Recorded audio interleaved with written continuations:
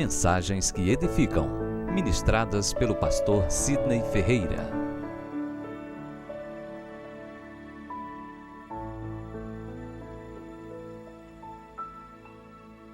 Queridos, vamos abrir a Bíblia em 1 Tessalonicenses, capítulo 4, versículo 16 e 18.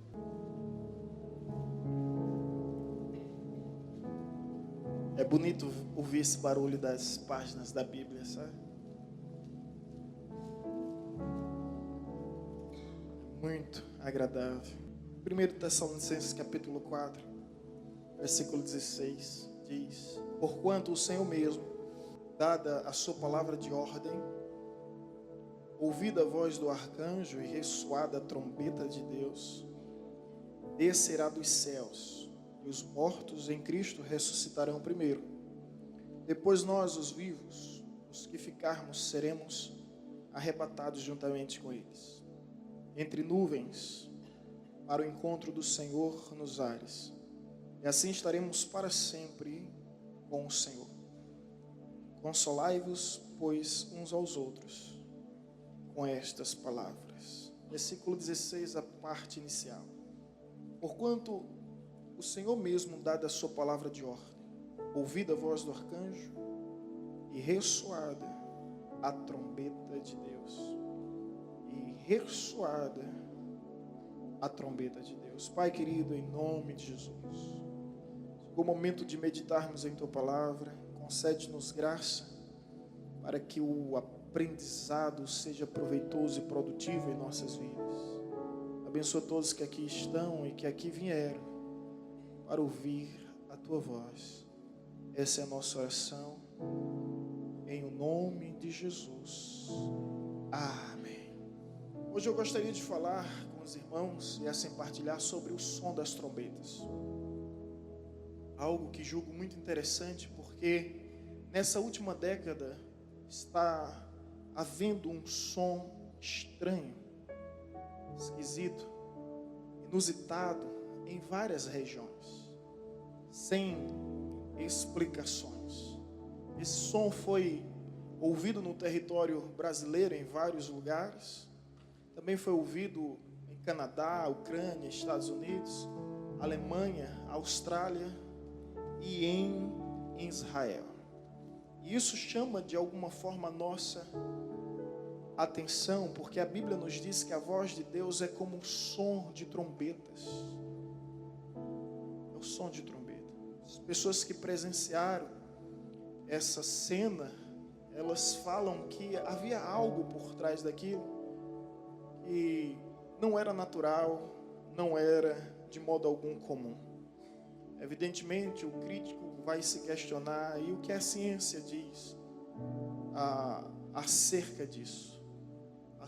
A ciência explica que são sons naturais, são sons da natureza, através das ondas radiofônicas. Todavia, a nossa sensibilidade auditiva não permite que venhamos captar, salvo por algumas poucas exceções.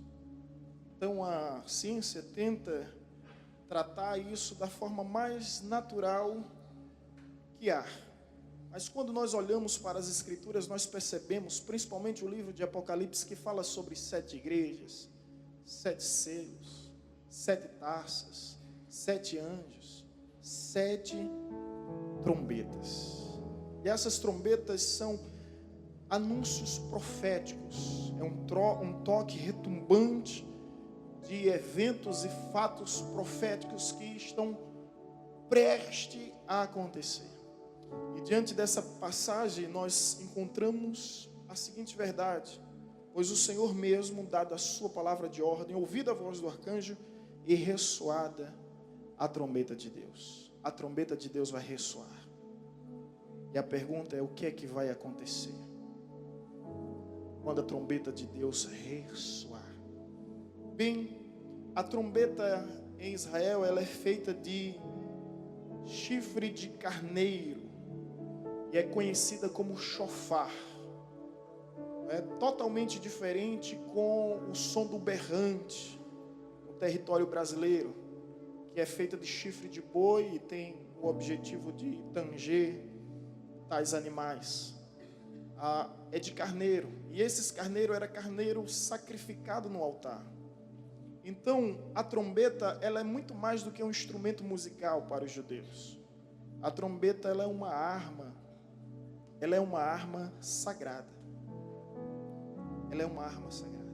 Ao som da trombeta, nós sabemos que as mulheres de Jericó, robustas, suntuosas, simplesmente desmoronaram e desfaleceram. Ao som da trombeta, inimigos guerrearam contra si, o povo venceu a guerra sem sequer levantar uma espada. Ao longo da história nós encontramos vários relatos bíblicos relacionados à trombeta. E conforme já dissemos, a trombeta, ela tem esse som, o som da voz de Deus. E eu gostaria de falar hoje sobre o som da trombeta, porque existem 3 toques na trombeta. A trombeta é tão interessante que até em Israel há ainda hoje as festas das trombetas, porque entende que a trombeta, além do instrumento musical, é uma arma de guerra, é uma arma de adoração, é uma arma profética, é uma arma sagrada. Então eles comemoram ainda hoje as festas das trombetas. Mas que 3 toques são isso? Existe o toque de despertar, existe o toque de convocar e existe o toque de celebrar. Primeiro toque, primeiro som da trombeta é o som de despertar o povo para anúncios importantes. Quando o rei queria falar com o seu povo, ele pedia para os arautos e atalaias anunciar as trombetas. E a partir dali o povo se reunia para ouvir a voz do rei. Nós encontramos isso em 1 Samuel capítulo 3, versículo 3, depois que os israelitas, os judeus, venceram os filisteus. Em seguida, o rei Saul tocou a trombeta e todo o povo compareceu no arraial e o rei queria falar com o povo. A Bíblia nos fala que esse tom do som de trombeta era para despertar o povo a se aglomerar e vir ao encontro do rei, porque o rei tinha algo importante a falar. Um exemplo disso é quando Moisés recebe das mãos de Deus, escrita pelo dedo de Deus, os mandamentos. Ele recebe ao som de relâmpagos, trovões e trombetas. O povo dizia: que fale Moisés conosco e não Deus, porque o barulho é ensurdecedor e torna-se assustador também.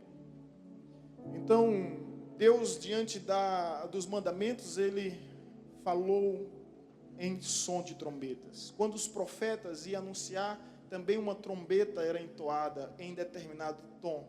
E esse tom era para despertar o povo. Despertar o povo para anúncios importantes. Seriam essas trombetas algo que Deus está falando para o seu povo? Não sei. Só sei que a trombeta está ressoando e tem várias pessoas ouvindo.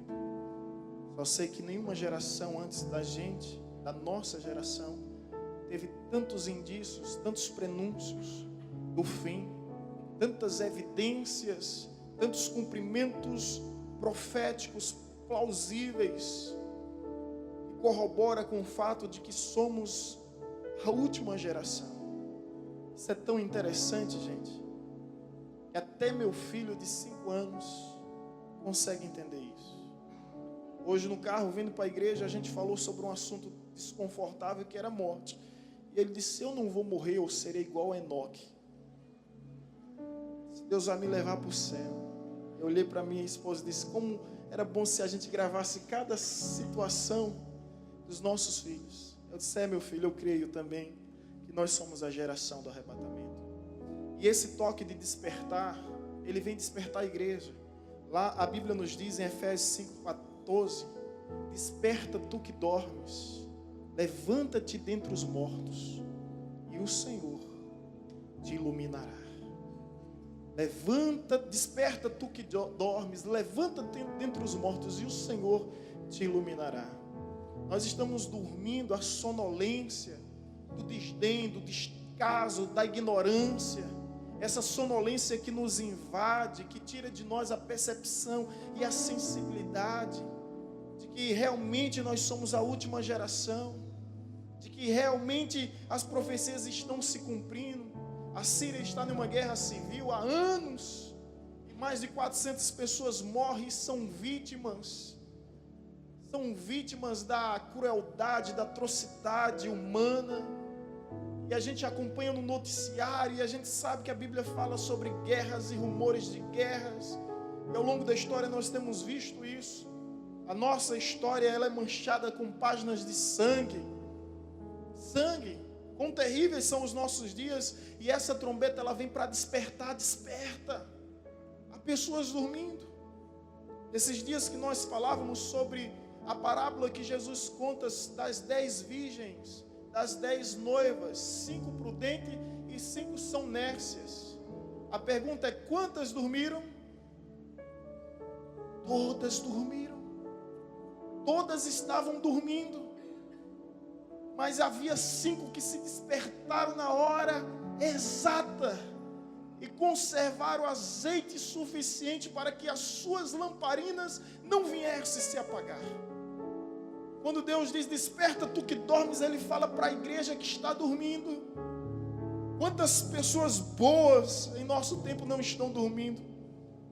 Quantas pessoas estão desdenhando? Martinho Lutero dizia algo interessante: eu viverei o evangelho como se Cristo tivesse morrido hoje, ressuscitado, ou melhor, morrido ontem, ressuscitado hoje, e estivesse voltando amanhã. Nós não temos essa sensibilidade. Eu percebo que toda geração que viveu o avivamento, ela desejava a volta de Cristo no seu tempo. A pergunta aqui é: você deseja a volta de Jesus nesse tempo? Ou você está: agora não, Senhor, deixa eu casar primeiro. Eu já estou na fila há uns 5, 6 anos, 7 anos. Aí vem um casamento, disse: não, agora não, Senhor, deixa eu ser pai, deixa eu ser mãe, deixa eu realizar esse sonho da paternidade. E depois quer ser avô, e depois quer ser tataravô, e assim vai. Mas nunca está disposto. Um dia, recentemente, eu brinquei até com a igreja: quem está se preparando para a volta de Jesus? Alguns levantaram a mão e eu disse: vai ficar. Quando Jesus voltar, Ele não vem em busca de quem está se preparando, Ele vem em busca de quem está preparado. Ele vem como um ladrão. E quando a Bíblia diz como um ladrão, faz analogia de algo repentino, algo surpreendente, algo de imediato, algo que vai causar espanto e surpresa. De repente, quando você abrir os olhos, Ele já não está mais, já foi, já capturou, já levou o seu povo. Tão rápido como um piscar de olhos. Percebeu? Tão rápido. E quem não estiver atento não vai perceber. Então eis a palavra aqui: desperta. Desperta. Esse som da trombeta, eu creio que é para despertar a igreja que está dormindo. E essa trombeta vem para despertar a igreja. Gente, essa é a verdade. Isso não é fábula não, isso não é utopia não, isso não é conto não, isso não é história da carochinha não. Jesus está voltando. E a Bíblia fala que a sua volta será breve. Eis que cedo venho e venho sem demora. Jesus breve virá. Todo tempo fala sobre a brevidade da vinda do Filho do Homem. Contei algumas vezes que uma vez eu estava falando com um jovem e disse: olha, eu não sei se Jesus realmente vem. Eu vi os meus avós falando isso, ouvi os meus pais falando isso, e eu não sei realmente se Jesus vem. Não se esqueça que um dia para Deus é como se fosse 1000 anos, 1000 anos para Deus é como se fosse um dia. Não retarda o Senhor a sua promessa, embora alguns a considerem tardia. Ele é apenas fiel e longânimo para que todos cheguem ao arrependimento. A pergunta a se fazer é: se Jesus chegasse a 1 ano, você subiria? A 5 você subiria? A 10 você subiria? A 15 você subiria? A 20 anos eu não subiria. Tenho 18 anos de cristão. Tenho plena consciência que eu não subiria. Então Jesus está sendo longânimo, te dando oportunidades, mas essa porta da graça uma hora vai se fechar, assim como Noé fechou a arca por dentro e o Espírito de Deus fechou a arca por fora. Quem estava do lado de fora não podia entrar. Foi fechada por fora.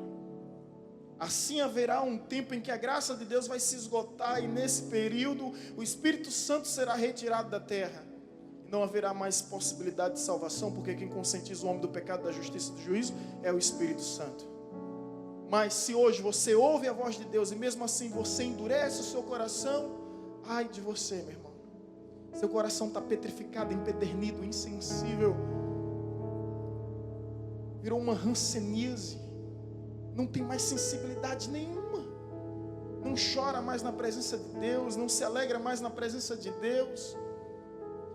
Portanto, essa trombeta ela vem para despertar o seu povo para algo que Deus está prestes a fazer. Mas além de despertar, essa trombeta ela tem um outro propósito: convocar o povo para a guerra. Era para despertar e convocar o povo para a guerra, para avançar ou para se preparar com o inimigo que está avançando. Neemias capítulo 4, versículo 20, diz bem assim: no lugar em que ouvirdes o som da trombeta, vos ajuntardes, e o Senhor pelejará por vós. Se você for ver, biblicamente falando, faz essa alusão: no lugar em que ouvirdes o som da trombeta, vos ajuntem, e o Senhor pelejará por vós. Então, em segundo lugar, o som da trombeta, primeiro vem para despertar, segundo vem para convocar. Eu não sei se você está ouvindo o som da trombeta, mas ele está convocando um povo para a guerra. Vamos parar de romancear o Evangelho. O Evangelho é puro, é simples, mas vamos parar de romanceá-lo. Jesus diz em Mateus capítulo 10, versículo 34, não penseis que eu vim trazer paz ao mundo, eu vim trazer espada. Eu vim causar divisão entre pai e filho, filho e pai, genros e sogros, noras e sogras. É isso que Jesus diz. Aí você fica horrorizado, escandalizado com isso. Mas eu entendo o que Jesus quer dizer. Jesus está querendo dizer que o compromisso espiritual está acima de qualquer vínculo fraternal. Lembra quando Jesus disse: segue-me? E os discípulos disseram: Senhor, permita-me primeiro sepultar os meus pais, depois nós iremos te seguir. Jesus disse: deixa os mortos enterrar os próprios mortos. Quanto a ti, segue-me. Aí você pergunta: Jesus estava impedindo ele de enterrar o seu pai que morreu? Não. O que eles queriam era dizer o seguinte: deixa eu ir cuidar dos meus pais até os meus pais morrerem. Depois que os meus pais morrerem, eu vou te seguir. A questão é que ou Jesus é o primeiro lugar, ou ele não está em nenhum lugar. Ele não comercializa isso, não negocia. Ou ele é o nosso tudo, ou ele é o nosso nada. Não existe neutralidade no Evangelho. Quem não é por mim é contra, quem comigo não junta, espalha. Não existe um muro. Permita-me contar essa ilustração. Tem muita gente em cima do muro.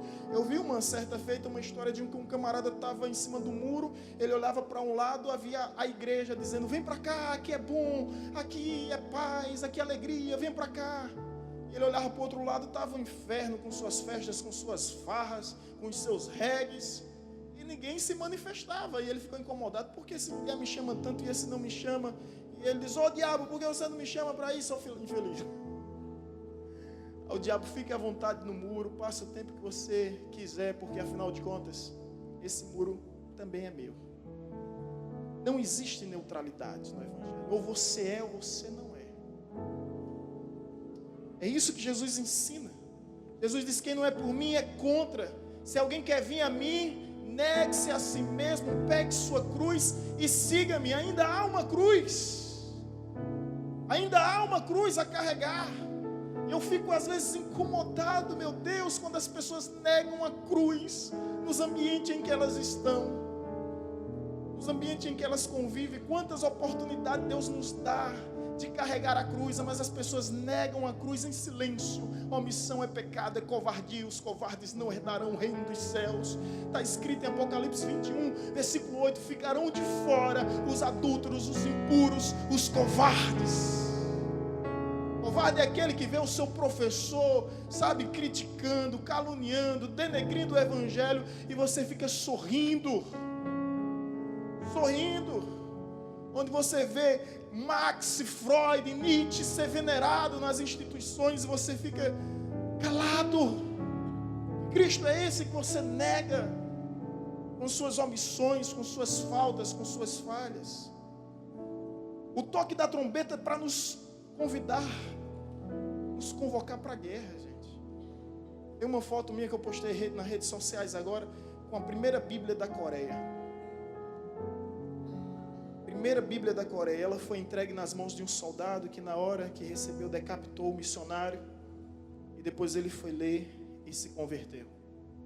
Nós estávamos lá no cemitério dos mártires, na Coreia do Sul. Crianças, homens, mulheres. É de se emocionar naquele lugar, que aqueles homens não negaram a fé.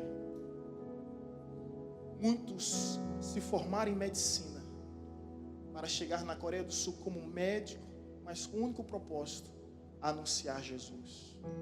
Você estuda a história de missões, você vai perceber que pessoas jovens se ofereceram a ser escravo em países perseguidos, fechado, que não aceita o cristianismo, somente para ter a oportunidade de falar do amor de Jesus. 2 jovens conta a história dos moravianos, que disseram: nós vamos voluntariamente para um país perseguido, não se preocupe, nos dê somente a passagem de ida, porque nós não temos pretensão de voltar. A história de missionários que foram para o outro lado do continente, que foram para o outro lado do oceano, chegaram lá, queimaram as embarcações para não voltar, para não se sentir tentado a voltar. E esses jovens moravianos, quando ele está diante da igreja, entrando na embarcação, saindo da Inglaterra para a África, as pessoas disseram: por favor, pense, reconsidere, pondere. Os 2 se abraçam, apontam para os céus e diz: perdão, um detalhe, a mãe deles perguntaram: por quê? Por quê? Eles se abraçaram, levantaram a mão para os céus e disseram: digno é o Cordeiro, digno é o Cordeiro, digno é o Cordeiro. Se entregaram por essa causa, se entregaram por essa obra, por essa missão, entregaram a sua própria vida, porque entenderam que o toque da trombeta vem para nos convocar para uma guerra. A nossa guerra no Brasil é uma guerra ideológica, é uma guerra onde o socialismo e o comunismo tentam. E aí é terrível, meu irmão, quando você está participando de um grupo e pedem para você não falar de política. Olha, eu até me arrepio todo aqui, sabe? Meu Deus, que mundo é esse que nós estamos vivendo? Onde você está vendo aí o movimento da esquerda invadindo os nossos lares, destruindo as nossas famílias, invertendo os valores, e a gente tem que ficar calado. Quando Jesus disse bem assim: olha, as pedras clamarão em vosso lugar se vocês se calarem. Eu não consigo. Eu entendo agora porque Jeremias dizia: a palavra de Deus arde no meu coração ao ponto de que eu não consigo ficar calado. A inversão dos valores, querendo trazer uma descriminalização das drogas, uma legalização do aborto, favores ao homossexualismo, de cirurgia, de transplante do sexo, de mudança de sexo, onde pessoas que estão doentes, com doenças terríveis, não têm o mesmo direito, e você fica calado, a gente fica calado diante disso. Não dá, não dá, não dá. Onde estão os profetas de Deus? Porque se calaram. Nós estamos em uma guerra ideológica em nossa nação. Não estou pedindo voto para ninguém aqui, seja livre para votar em quem você quiser, mas ao menos saiba em quem você vai votar. Consagre o seu voto. E de repente você coloca um tirano no poder, e depois não adianta mais chorar nem sofrer, meu irmão. A culpa foi nossa. A culpa é nossa. Então a trombeta vem para nos convocar para a guerra. Nós estamos em guerra sim, não se engane. Há uma guerra de dimensões universais, de repercussões espirituais acontecendo. A família é alvo dessa guerra.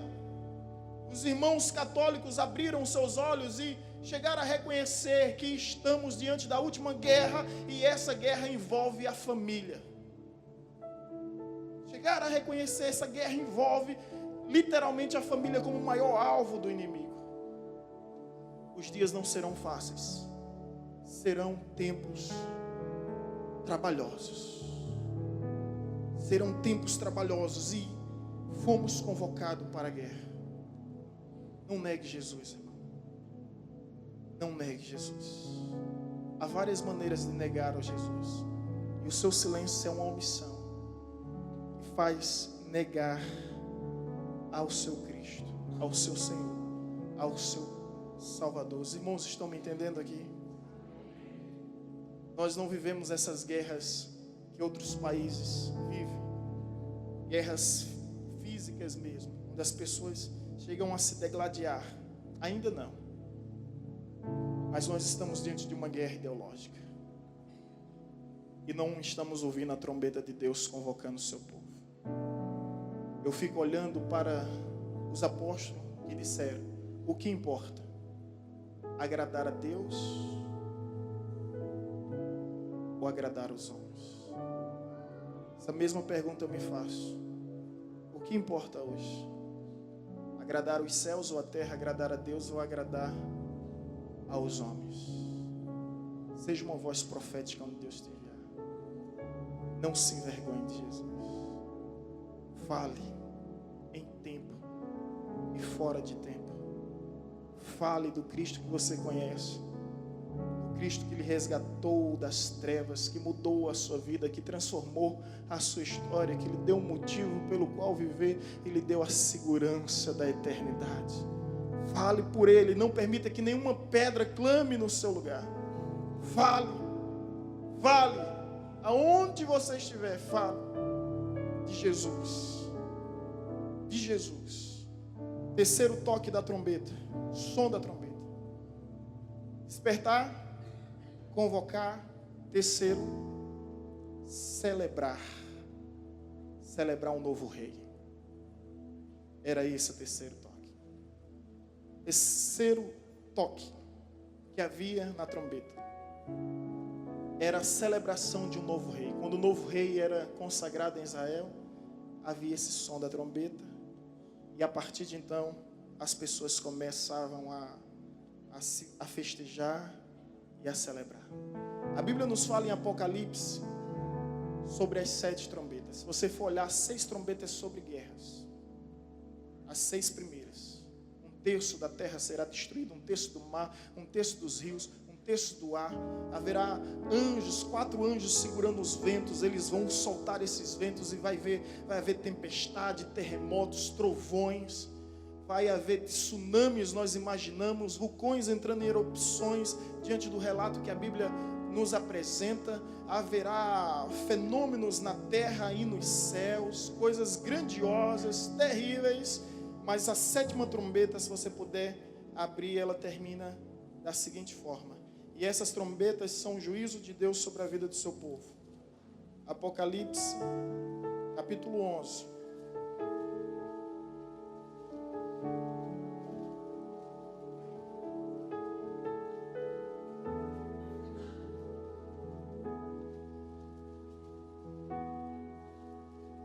Versículo 15. Esse texto tem como epígrafe a 7ª trombeta. Assim está escrito: o 7º anjo tocou a trombeta e houve nos céus grandes vozes dizendo: o reino do mundo se tornou de nosso Senhor e do seu Criador, e Ele reinará pelos séculos dos séculos. E os 24 anciãos que se encontraram sentados no trono diante de Deus prostraram-se sobre o seu rosto e adoraram a Deus, dizendo: graças te damos, Senhor Deus Todo-Poderoso, que és e que eras, porque assumiste o teu grande poder e passaste a reinar. Na verdade, as nações se enfureceram. Chegou, porém, a tua ira e o tempo determinado para serem julgados mortos, para se dar o galardão aos teus servos, os profetas, os santos e aos que temem o teu nome, tanto os pequenos como os grandes. e para destruírem os que... Olha que coisa tremenda, né? Deus vai destruir aqueles que destroem a terra. E nós somos o responsável por isso, nossa geração. Nenhuma outra geração fez tanto mal. Permita-me abrir aspas. O aquecimento global, o enfraquecimento da camada de ozônio, o efeito estufa que nós estamos vivendo. Eu sei que existem muitas conjecturas e especulações acerca desse sentido, mas o fato é que nós somos responsáveis e somos os únicos animais que destroem seu próprio habitat natural. Nós estamos destruindo o planeta. E o que é que Deus vai fazer com essa geração? Destruir aqueles que destruíram a terra. Versículo 19. Abriu-se então o santuário de Deus, o que se acha no céu, e foi vista a arca da aliança no seu santuário. E sobreviveram relâmpagos, vozes, trovões, terremotos, grande saraivada. Vamos voltar ao versículo 15. O sétimo anjo tocou a trombeta e houve nos céus grandes vozes dizendo: o reino do mundo se tornou do nosso Senhor e do Cristo, e ele reinará pelos séculos dos séculos. Diante da sétima trombeta, o mundo todo vai reconhecer Jesus. Vai reconhecer que, sobretudo, ele é rei. Não de um povo, mas de todos os povos. Não de uma nação, mas de todas as nações. Não de um reino, mas de todos os reinos visíveis e invisíveis, humanos e espirituais. Assim como a trombeta era entoada para anunciar a celebração de um rei, assim será os anjos entoando a trombeta, mostrando Jesus como o rei de todos os reis, de todos os reinos. Naquele dia, as pessoas vão reconhecer que Jesus não é mais um profeta. Jesus não é mais um pensador, um filósofo. Jesus não é um qualquer. Todos vão reconhecer que Jesus é rei. E a palavra de Deus nos diz: ele reinará pelos séculos dos séculos, para todo sempre. É o dia em que Jesus vai tomar as rédeas da história e vai mostrar ao mundo quem é que manda, quem é que comanda sobre a criação. Diante de grandes e pequenos, homens e mulheres, escravos e livres, cultos e leigos, Jesus será aclamado Rei dos Reis, Rei dos Reis, Rei dos Reis. Se o mundo o viu um dia crucificado no alto da cruz, esse mesmo mundo o verá sentado no mais alto e sublime trono, revestido de glória, de poder, de majestade, arrodeado dos seus anjos que entoa: ele é santo, santo e santo é o Senhor. Ele é o Senhor. Ele é o Senhor. Amém, queridos? Esteja atento ao som das trombetas. Elas vêm para despertar, convocar e celebrar. A primeira trombeta que vem para despertar, que foi dita logo no início, e aqui eu quero concluir, ela diz que quando ela for entoada, os mortos ressuscitarão primeiro, e depois nós, os vivos, seremos arrebatados aos céus com Cristo Jesus. Eu não vou estar aqui durante as 6 trombetas, tá? Quero dizer logo, nós não vamos estar aqui. Na 7ª eu vou vir ao seu lado, mas nós não vamos estar aqui. As primeiras trombetas, primeira, segunda, terceira, quarta, quinta e sexta, que representam os flagelos do juízo de Deus sobre sua taça de ira sendo derramada na terra em todas as gerações, nós não estaremos aqui, porque diante da primeira trombeta, o som, a Bíblia diz: e os mortos ressuscitarão. Imagine quando quando for tocado, entoado, quando ressoar e reverberar, os mortos ressuscitarão, serão elevados às alturas. Dá para imaginar isso? O mar tendo que vomitar todos aqueles que um dia engoliu, a terra tendo que devolver todos aqueles que um dia tragou. Eu vi um obreiro, o vice-moderador dessa igreja, me ajuda, Ana, que pregou recentemente aqui, Francisco Paiva, muito bem. Se tiver uma dúvida, pergunta a Ana. Francisco Paiva pregou aqui, ele foi vice-moderador da igreja, hoje é evangelista. Ele disse algo bem interessante. Há quanto tempo ele é viúvo, Ana? Qualquer coisa, pergunta a Ana. Os 17 anos, ele disse que a esposa dele faleceu e até hoje ele não se envolveu com mulher nenhuma. Mulher nenhuma. E um homem lúcido, viu? Tinha plenas condições para reconstruir sua vida. E ele contou aqui nesse altar que o maior sonho da sua igreja, da sua vida, é, ao falecer, se Jesus não voltar antes ser enterrado do lado da sua esposa. Porque diante do som da trombeta, a primeira pessoa que ele quer ver é a sua esposa. E subir de mãos dadas para os céus. Que declaração linda de amor, né? Do velhinho. Ele está com quantos anos hoje, Ana? Quase 90, né? É essa convicção do povo de Deus. O maior evangelista do século XX, Billy Graham, que faleceu semana retrasada, ele disse: se algum dia disserem a vocês Billy Graham morreu, não acredite. Eu apenas fui promovido para os céus, para a presença de Deus. Essa é a esperança que move um cristão. Essa é a esperança que nos motiva e nos motivaciona a ir além, nos impulsiona a irmos além. Além, na certeza de que o Rei está voltando. A última trombeta vai ser entoada. E o mundo vai ver que Jesus não foi um agitador qualquer. Não foi um herege, como alguns especulam.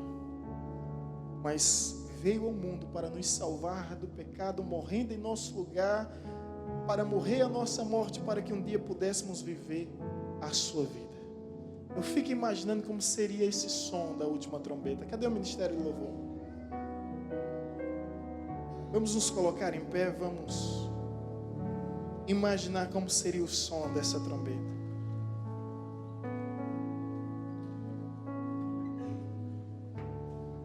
Eu não sei, você cristão, se você vai estar vivo ou você vai estar acordado. Se você vai estar, vivo ou morto nesse dia. Mas eu sei que quando a hora chegar, quando o tempo determinado se cumprir, não importa como você morreu, não importa onde você foi sepultado, você ouvirá o som da trombeta. E as algemas da morte já não poderá mais te deter. As algemas do sepulcro já não poderá mais te aprisionar. Onde está, ó morte, a tua vitória? Onde está, ó morte, os teus aguilhões? Os aguilhões da morte é o pecado é a força da lei. Mas graças a Deus que nos dá a vitória em Cristo Jesus. Se você estiver vivo, você vai subir. Se você estiver morto, você vai subir primeiro. Está escrito: e os mortos ressuscitarão primeiro. Como será esse som? Como será? Imagine comigo.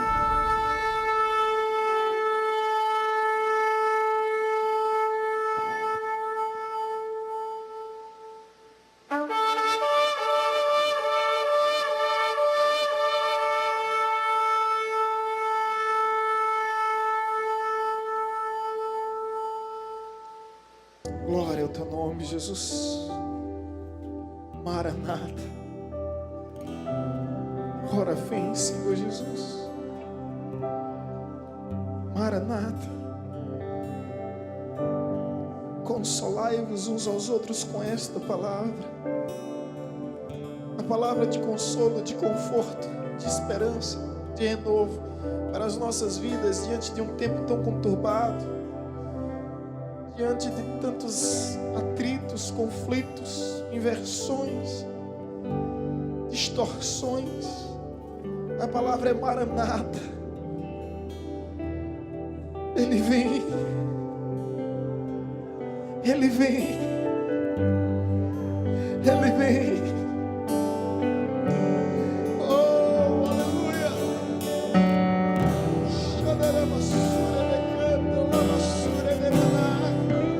Ele vem para enxugar dos teus olhos todas as lágrimas. Ele vem para justificar a tua causa. Ele vem para te resgatar deste mundo onde a lei da gravidade não poderá mais te deter nessa terra. Ele vem para redimir o seu povo. Ele vem para nossa justificação. Morreu por nossa redenção, mas voltará por nossa justificação. Oh, aleluia! Oh, Maranata. Ora vem, Senhor Jesus. Esse é o nosso anseio, esse é o nosso desejo. Aqueles que têm tal esperança, que se santifiquem. Se santifique, porque aquele que vem virá e não tardará. Não tardará. O Espírito e a noiva dizem: vem. O Espírito e a noiva dizem: vem. Ora vem, Senhor Jesus.